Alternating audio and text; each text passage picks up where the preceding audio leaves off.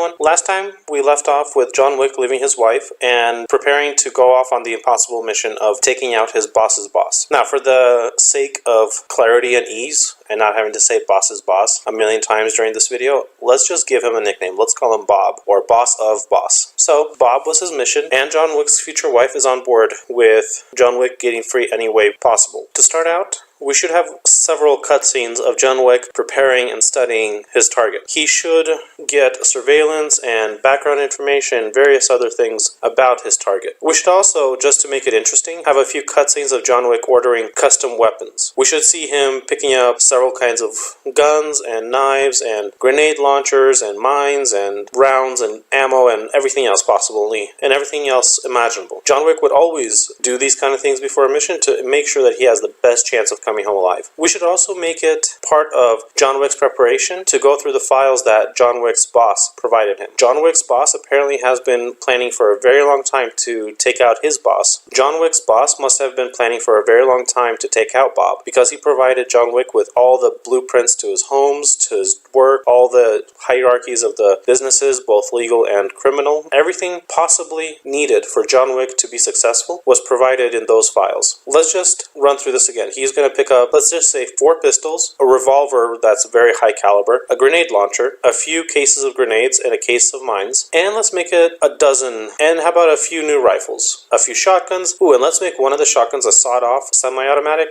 pistol grip, and another one a barrel-loaded shotgun that can hold 30 rounds. Another thing, John Wick needs to get very curious about the amount of information John Wick's boss has about Bob. Makes him think if John Wick's boss has this kind of file on everybody in the organizations. This would be very important and very interesting to know. Not that he's going to act upon that information right now, but this is going to be something that will be important later on. To finish off this sequence of scenes, we should have John Wick pick out all the right weapons, load them up into his vehicle, and go off on his murderous mission. He can't fly, so he has to drive to wherever Bob lives, and let's just make it a couple-hour drive. The reason why he can't fly is because it's not exactly kosher to pack 50 weapons into checked baggage. Plus, not to mention that bombs have a tendency to go off when jolted.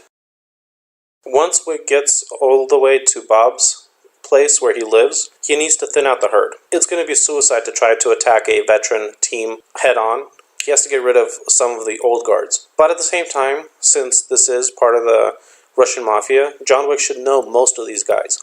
And Wick should make a choice to, rather than kill them, to incapacitate them temporarily. The goal of the first couple of weeks of this operation is to make Bob's guards scared, and second, to make Bob hire green people rather than use his normal veterans. So as we already mentioned, Bob has a number of both criminal and legitimate enterprises, which gives Bob lots of movement around town. He has to meet with clients, meet with investors, meet with partners, meet with other criminals, negotiate deals. This gives a lot of opportunities for John Wick to thin the herd, but this also gives John Wick a very, very good opportunity to thin the herd using accidents. And at first it was just various random little things here and there. A parking brake that failed and hit a guy in the leg with a car, or a golf ball hits another one in the shoulder, breaking his collarbone, making him go on medical leave for a few days. Just random things, stuff that looked random, but after a few days of this, all the veteran guards were injured beyond the point where they could actually do anything. They could not continue to protect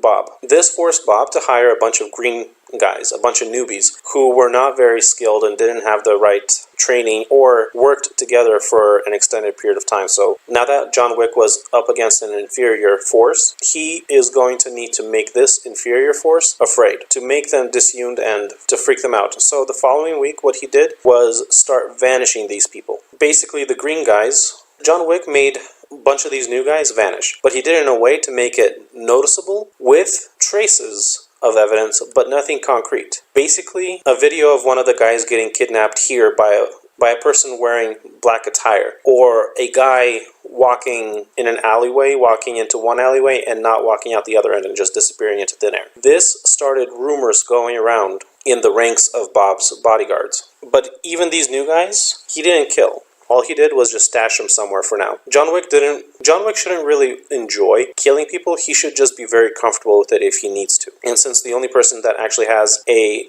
bounty or an order on his head is Bob, he should try to limit the body count as much as possible. That being said, he will need to get a bit violent towards the end. Now, after a week of random encounters and disappearances, all of Bob's guards are now completely paranoid and freaked out.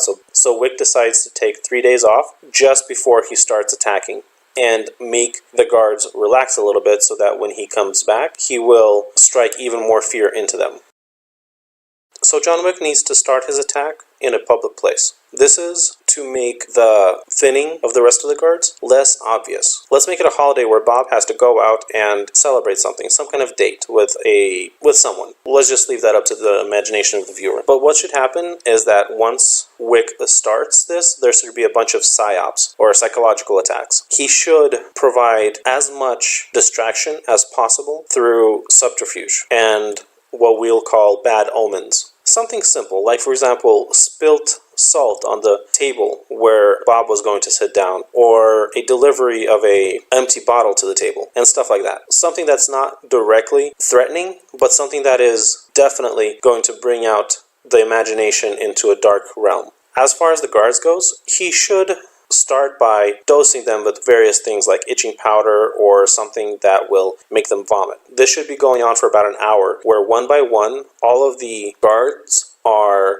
weakened and Bob is freaked out by all the bad omens. The last of this should be John Wick dropping a dead bird onto the hood of the vehicle that Bob's driver is sitting in, waiting for Bob to finish his date. This should freak out the guard enough to where he actually, visibly shaken, runs away and just abandons his post, deciding to change careers. The reason why John Wick is doing so much preparation is because he is going up one man against a dozen trained killers. And his goal is to make them as disorganized, disunified as humanly possible, so that once Wick actually starts his barrage, that Wick will have the best possible chance of survival.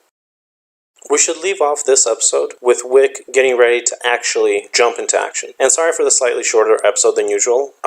It's just that the next portion is so action-packed that I think it'll be better to not take a break in between and to make it as one episode. What we will leave off with is John Wick going to his car and preparing to start the assault. And he's still going to be operating on the non-lethal spectrum, so he should be preparing his taser and his knives and his billy clubs and stuff, but he should still pack several guns into his jacket and holsters. And we're going to leave off with John Wick walking down a dark alley towards the restaurant where Bob is still eating. And next time we'll talk about how John Wick takes out the rest of the guards and forces Bob to rush home. I hope you guys enjoyed this episode, and the next time we'll talk about the actual assault on Bob's compound. Thank you. Have a great day.